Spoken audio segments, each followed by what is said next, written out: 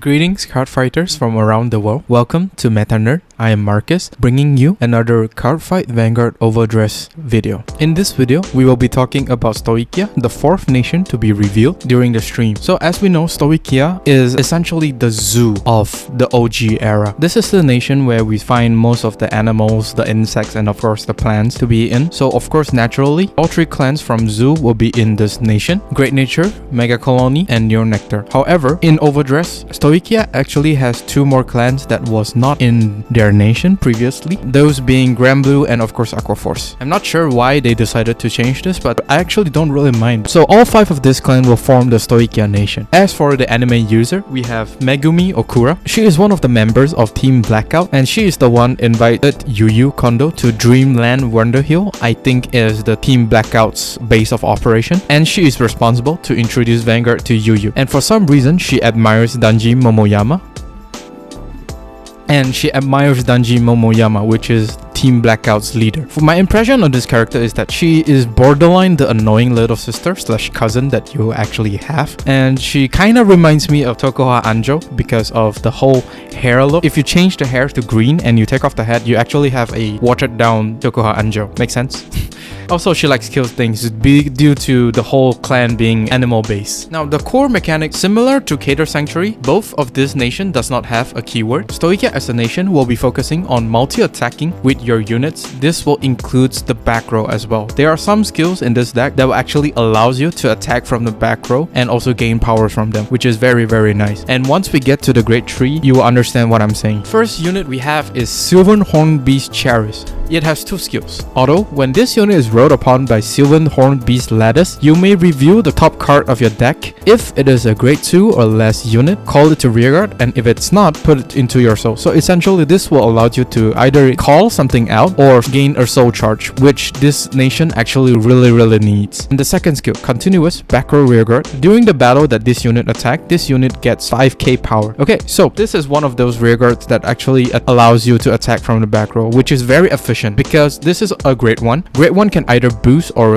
attack. So depending on what triggers you get and what your opponent's damage triggers you can actually decide to either boost or attack with him. Next we have Sylvan Horned Beast Lattice. It also has two skill. Auto, when this unit is rode upon by Sylvan Horned Beast King Magnolia, the grade 3 boss unit, Soul Blast 1, review the top card of your deck. If it is a unit card, call it to rearguard, and if it's not, put it into your hand.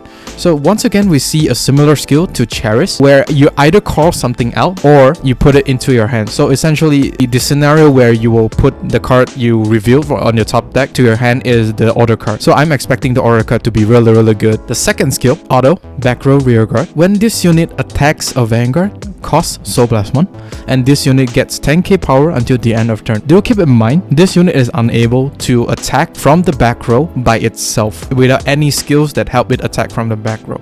But if it does attack from the back row, he himself is actually attacking for 20k power, which is very decent. And of course, we come to Ice Cream Fox himself, Sylvan Horned Beast King Magnolia. It has only one skill, which is very surprising. Auto, Vanguard Circle. At the end of the battle that this unit attack, cost Counter Blast 1. Choose one of your rearguard, and until the end of turn, that unit can attack from back row and power plus 5. If you persona ride this turn, choose 3 rearguards instead of 1. So the first time that you will ride Magnolia, you will have at the minimum 4 attack if you do decide to attack from the back row. The next turn that you persona ride, you will get up to 6 attack, which is very nice indeed. This is the unit that will helps gives Lattice to attack from the back row and also a power boost. If you give the skill to Lattice will be attacking for 25k power, which is actually very nice. And also, due to the timing of the activation for this skill, you can actually choose to either give your front row power or your back row. Now, why would you want to do this? Think. At the end of the battle that this unit attack. So if you, for example, if Magnolia attacks your opponent's Vanguard and for some reason your opponent gets a trigger, are you still going to give your skill to back row to let them attack your opponent? I don't think so, right? Like, I mean, they're most probably attacking like 13 to 20. So if your opponent do get a trigger, they will be somewhere around 23 or 20k power. But do keep in mind, this is actually a benefit instead of a restriction, because you are able to decide to either power up your front row and back row. If the skill changes to when this unit attack and you need to use the skill, once your opponent gets a defensive trigger, that's it, your skill is wasted. Whereas this timing, it actually lets you choose. Now the strength for Stoicheia, they are very efficient on resources, particularly Charis and Lattice. Both of these cards actually lets you gain something out of their skill. So you essentially trade one card for either call something out or soul charge or add something to hand, which is actually very efficient. And also Magnolia himself, due to the timing, you're able to make a decision, so you can actually make full use of the whole skill instead of wasting it. This whole nation focus around multi-attacking, which is the strength, and they are actually quite fast, because during the first time you ride Magnolia, you're able to have at the minimum 4 attacks. Magnolia actually has a very strong 4th turn depending on your 3rd turn. As for the weakness, of course, as I already hinted earlier, the one defensive trigger can actually shut down your whole assault. So for example, because most of your back row attacker is gonna hit like 13k to 20k, even if you use Magnolia skill, they will be hitting like 18 and 25. So if your opponent gets a defensive trigger, they are most likely at 23. Your grade 1 will therefore be unable to attack the Vanguard. Only the grade 2 can be able to attack the Vanguard, but then if that's the case, it is only a 5000 shield. Your opponent still need the luck to get a defensive trigger.